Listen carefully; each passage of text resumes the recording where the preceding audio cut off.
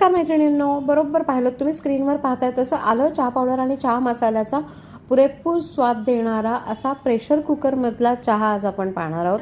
त्यासाठी आपण पहिल्यांदा 1.5 कप पाणी घेतलं आहे प्रेशर कुकरमध्ये। छोटा कुकर वापरायचा चहासाठी।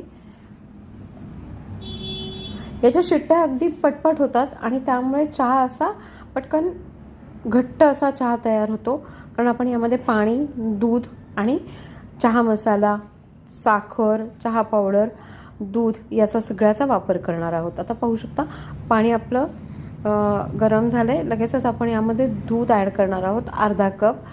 दुधाचं प्रमाण आणि पाण्याचं प्रमाण हे तुम्ही तुमच्या सोयीनुसार घेऊ शकता।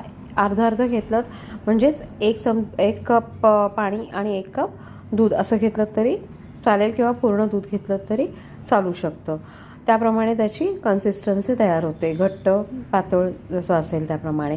आता पाहू शकता इथे आपण 1 चमचा चहा पावडर ॲड केली, त्यामध्ये नंतर 3 चमचे आपण पोह्यांचे चमचे 3 चमचे आपण साखर ॲड केली। लगेच त्याला उकळी यायला सुरुवात झाली आहे। आलं आपण किसलेलं किंवा ठेचलेलं ॲड करायचं।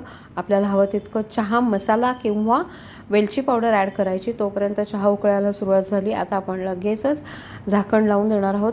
उकळी आल्यामुळे लगेचच प्रेशर पकडतं पटकन कुकर आणि 2 शिट्ट्या होतात।